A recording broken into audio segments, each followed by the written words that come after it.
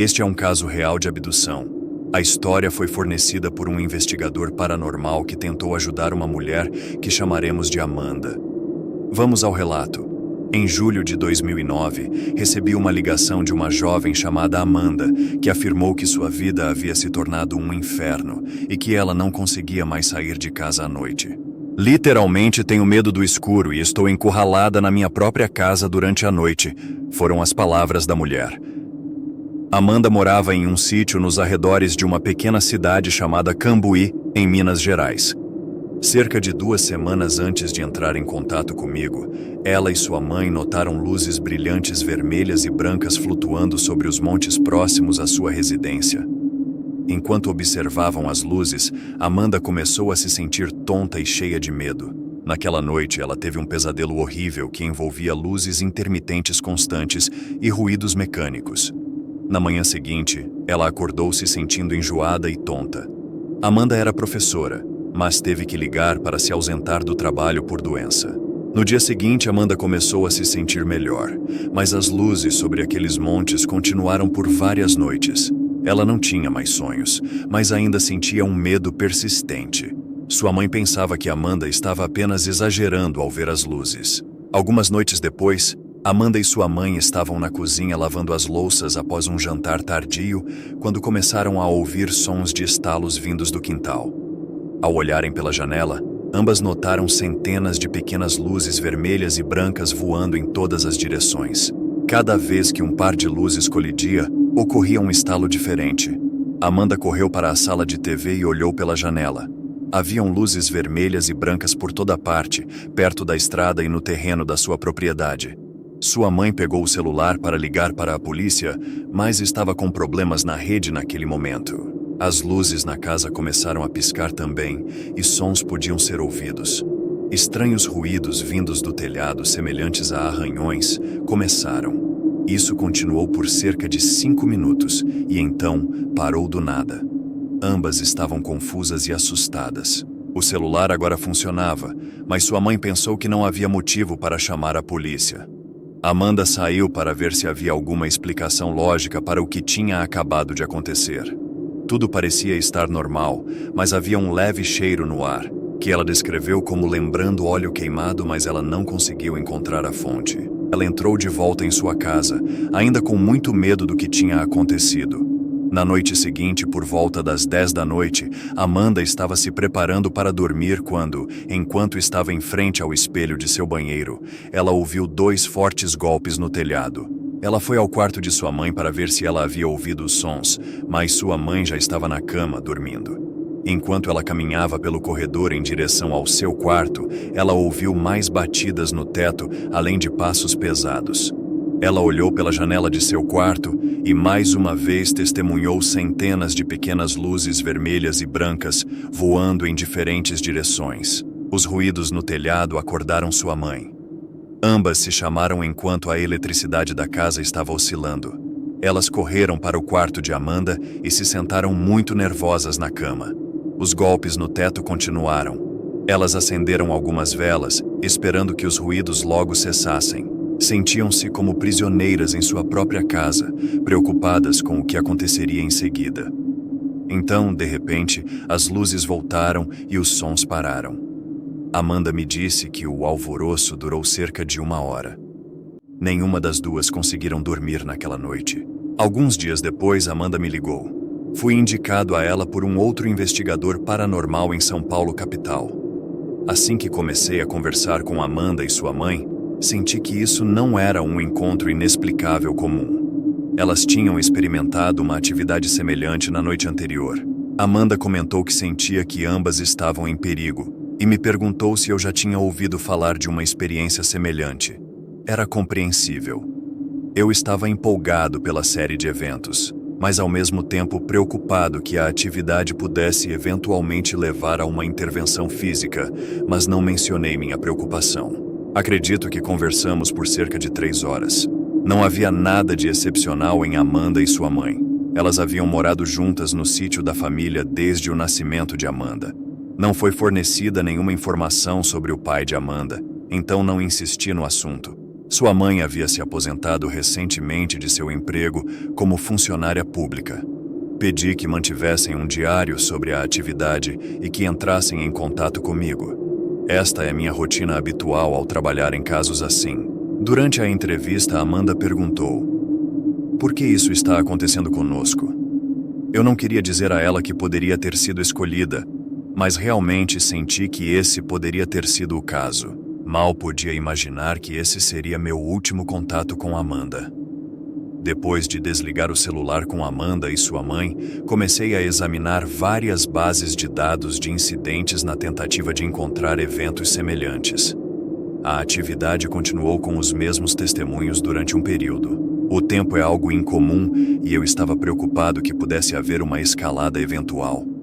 No dia seguinte, eu esperava receber uma ligação de acompanhamento de Amanda. Na verdade, eu que liguei e também mandei mensagem pedindo que ela me informasse se houve alguma atividade adicional. Esperei por 3 longos dias e não recebi nenhuma ligação telefônica e nem mensagem. Então, numa tarde de domingo, chegou a ligação tão esperada. Era a mãe de Amanda. Pela falta de contato, havia uma angústia evidente em sua voz. Depois de uma breve pausa, ela disse com calma: "Amanda desapareceu." Senti uma repentina sensação de desconforto no estômago. Segundo sua mãe, Amanda tinha ido para a cama pouco depois de termos conversado pelo celular.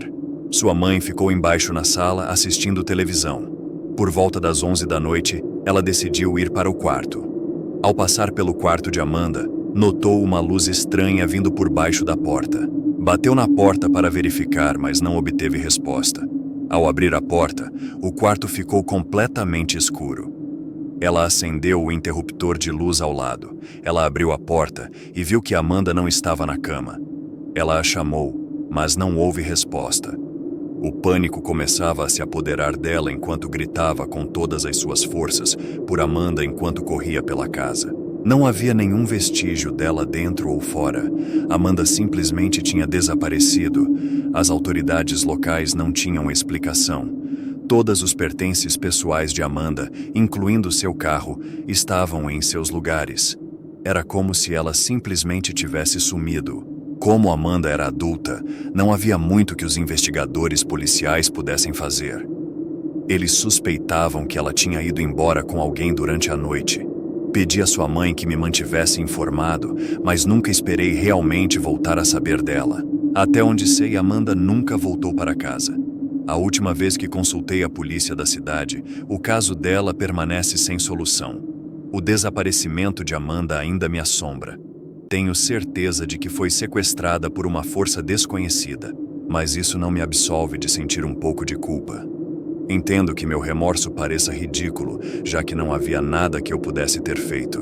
No entanto, essa experiência sempre permanecerá comigo juntamente com a recordação de seu rosto. No próximo relato, contaremos a história de um homem do interior do estado do Mato Grosso e sua abdução por seres extraterrestres em 2010. Ele detalha como encontrou vários seres cinzentos e altos que o levaram por diferentes salas para realizar procedimentos. Vamos ao relato. Isso ocorreu em 2010. Fui para a cidade de Barra do Garças visitar meu irmão. Cheguei por volta das 2 da manhã. Saí de sua casa e fui caminhando para a casa de um amigo de longa data que também morava na cidade. Enquanto caminhava, a próxima coisa de que me lembro é de ter os olhos fechados e ouvir uma voz feminina calma, relaxante, quase hipnotizante, dizendo: "Jonas, Jonas." A voz continuou dizendo: "Está tudo bem. Estamos aqui para ajudar você. Está tudo bem. Não vamos fazer mal. Está tudo bem. Vamos fazer você se sentir melhor."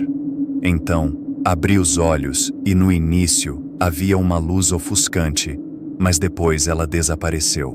Pude ver uma sala e haviam 2 extraterrestres cinzentos, eram muito altos. A sala tinha 2 cores diferentes, uma cor na parte superior da parede e outra na parte inferior. A cor de cima era roxa e a de baixo era azul. Perguntei ao extraterrestre se eles iam me machucar ou o que diabos eles fariam comigo. Eles responderam que iam me ajudar e consertar. Aliás, minha boca não se mexia ao falar com eles.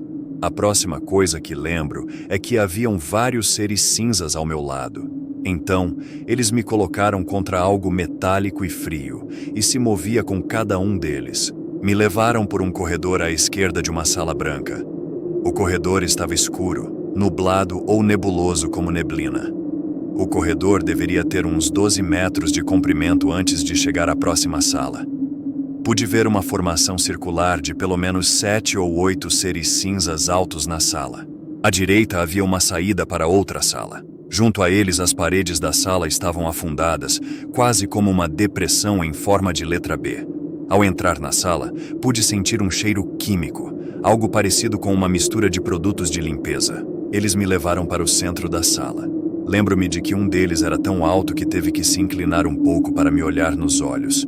Neste ponto, não estava realmente com medo. Era difícil para mim ver seus rostos às vezes. Ainda estava apoiado contra aquela coisa em que me colocaram na sala branca. Um deles colocou sua mão em meu nariz e outro inseriu um pequeno tubo preto dentro dele, fazendo um barulho. Os seres cinzentos tinham dedos longos, eram muito altos e tinham uma boca pequena que se movia para cima e para baixo, similar à boca de um peixe, mas nada saía. Lembro-me de ter gritado depois que fizeram isso. Durante todo esse tempo podia ouvir a voz dizendo: "Vai ficar tudo bem, estamos aqui para ajudar." Uma voz suave e tranquila, como se estivessem tentando me acalmar, mas agora estava com medo. A próxima coisa que lembro é de estar deitado de costas. Depois me levaram para o lado esquerdo da sala. Comecei a ficar hostil e lembro-me de ter levantado minha perna esquerda e chutado o ser ao meu lado. Ele bateu na parede e caiu. Os outros seres recuaram rapidamente. A partir desse momento, lembro-me de estar de volta na rua e percebi o que havia acontecido. Embora estivesse agitado e confuso, também estava cansado, com uma sensação de perda. Um policial passou lentamente ao meu lado e perguntei a ele onde ficava uma rua específica. Ele me olhou por alguns segundos, não disse uma palavra, apenas apontou e me lançou um olhar desagradável. Mais tarde, percebi que havia perdido 3 ou 4 horas de tempo. Eram quase 6 da manhã quando cheguei à casa do meu amigo. Eu nunca vou entender o que de fato aconteceu e ainda iria acontecer comigo. Como fui parar nesse lugar? O que eles queriam comigo? Eu iria voltar? Seria o mesmo depois do que eles fariam comigo? Jamais saberei as respostas dessas perguntas, mas algo que sei é que esses seres estão entre nós e tenho certeza que muitos casos de desaparecimento de pessoas está ligado a isso que ocorreu comigo. Nada me faz ser mais grato por estar aqui hoje salvo e podendo viver a minha vida. Neste relato, 2 amigos visitam uma zona rural. A cidade não foi informada e param perto de uma represa ao anoitecer. Eles desfrutam da tranquilidade até algo os perturbar. Os garotos percebem uma força perturbadora, observam luzes sobre o lago e sentem que estão sendo observados. Vamos ao relato. Um amigo e eu decidimos dar um passeio por uma área rural montanhosa. Depois de algumas horas dirigindo sem rumo, acabamos estacionando perto de uma represa. Esta represa, em particular, era um lugar bonito e isolado. Durante o dia, tínhamos uma ótima vista. À nossa frente havia um grande lago e atrás uma estrada. No lado oposto da estrada, à nossa direita, havia uma colina com um penhasco íngreme. Enfim, estávamos nos divertindo, confortáveis no carro, comendo lanches, bebendo refrigerante e conversando enquanto o sol se punha. Comentamos sobre como nos sentíamos tranquilos e pacíficos lá. Então, a escuridão chegou. No início, tudo ainda parecia tranquilo e pacífico, sendo que éramos acostumados a fazer esse tipo de passeio e geralmente nos sentimos muito confortáveis na mata e na escuridão. Depois de cerca de 30 minutos no carro, na escuridão completa, nós dois ficamos agitados. Algo parecia realmente estranho. No início, nenhum de nós mencionou sentir isso, mas era evidente porque paramos com nossas brincadeiras e o silêncio tomou conta do lugar. Comecei a ficar inquieto e realmente assustado. Disse ao meu amigo como sentia que algo nos estava observando e que esse algo queria nos fazer mal. Meu amigo disse que sentia o mesmo, mas não queria dizer nada porque achava que estava ficando louco. Decidimos imediatamente fechar as portas. Foi então que notamos luzes sobre a água. Estavam longe o suficiente para não podermos distingui-las, mas não tão longe a ponto de não vermos que estavam se movendo. Meu amigo me perguntou se eu via o que ele também estava observando. Obviamente, eu conseguia. Ambos começamos a nos concentrar nessas luzes, tentando silenciosamente e com calma entender o que estávamos vendo. Depois de alguns minutos tentando decidir o que eram essas luzes, meu cabelo se arrepiou e entrei em pânico imediatamente.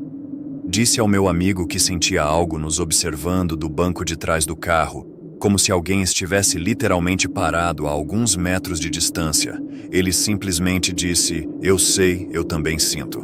Estávamos nos bancos traseiros do carro e concordamos que precisávamos sair dali. Enquanto nos movíamos, podíamos sentir que o que quer que fosse que estava do lado de fora se movia conosco. Se eu me movia para frente, essa coisa também se movia para a parte dianteira do carro. Se eu pausava, ela também pausava. De repente, vi movimento pelo canto do olho. Me assustei bastante, não o suficiente para perder a compostura, mas o bastante para dar um salto para o banco do passageiro da frente. Meu amigo também viu, pois estava logo atrás de mim. Meu amigo arrancou imediatamente com o carro. Enquanto partíamos, poderia jurar que vi uma figura alta e esguia de pé na beira do monte que mencionei anteriormente. O pânico e o medo que senti foi muito forte. Não é preciso dizer que nunca mais voltamos àquele lugar. Acreditamos que testemunhamos as luzes de um OVNI e também o próprio ser alienígena. O próximo caso é famoso e aconteceu na pequena cidade de Snowflake, no Arizona, em 1975. Segundo os relatos, um grupo de 7 lenhadores voltava para casa em uma caminhonete quando avistaram estranhas luzes. Ao irem até a origem dessas luzes, eles se depararam com um objeto enorme e todo luminoso que pairava entre as árvores. Um desses lenhadores, um jovem de 22 anos chamado Travis Walton, decidiu então se aproximar desse objeto, mesmo seus companheiros indo totalmente contra a ideia. Mas ao chegar perto, um feixe de luz atingiu Travis e derrubou-o, deixando-o inconsciente no chão. Aterrorizados com o que tinham acabado de presenciar, os 6 lenhadores saíram correndo, assustados dali. Porém, depois, um pouco mais calmos, eles decidiram então voltar para ajudar Travis, que tinha ficado caído lá no chão. Mas agora já era tarde demais, porque quando eles chegaram lá, o corpo dele já tinha desaparecido. Ao procurar a polícia para relatar o que tinha acontecido, os lenhadores se tornaram suspeitos de assassinato e ocultação de cadáver. Tentando descobrir a verdade, a polícia submeteria os lenhadores ao teste de polígrafo e, segundo esses testes, 5 dos 6 estavam falando a verdade. O outro deu um resultado inconclusivo. Só que, mesmo que encontrassem um corpo, eles ainda seriam suspeitos, até que, 5 dias depois, o autor foi encontrado nu e totalmente desnorteado em uma estrada, sem se lembrar do que tinha acontecido nos últimos dias. Com o tempo passando, as suas lembranças foram começando a voltar e foi aí que ele passou a relatar como foi a sua abdução. Apesar de se lembrar de poucas coisas, porque ele ficou o tempo todo muito confuso. Ele disse que se viu dentro de algo que acreditava ser o disco voador, sendo observado por 3 criaturas pequenas em uma sala que parecia uma interior de um hospital. Segundo ele, esses seres tinham o crânio e olhos enormes, dedos alongados e nenhum pelo no corpo. Na hora, muito assustado, ele saiu correndo pela sala, apertando botões e tentando encontrar uma saída, até que outro ser, que segundo Travis usava capacete e lembrava muito um humano, pegou ele e levou para uma outra nave maior, onde foi colocada uma máscara de plástico no seu rosto e ele mais uma vez ficou inconsciente. O relato da abdução de Travis Walton intrigou muita gente e se tornou um dos casos mais debatidos no meio da ufologia. Enquanto alguns acreditavam que Travis estava dizendo a verdade, outros achavam que aquilo não passava de lorota inventada pelos lenhadores. Isso porque histórias de abdução alienígena já são consideradas bastante controversas por si só, e o caso de Travis ainda tinha algumas características que intrigavam os mais céticos. Por fim, todos fizeram mais testes no polígrafo, e o mais arrepiante é que o de Travis apontava que o mesmo falava a verdade o tempo todo. E você também acredita que não estamos sozinhos? Se tiver alguma experiência e quiser compartilhar conosco, escreva nos comentários que entraremos em contato.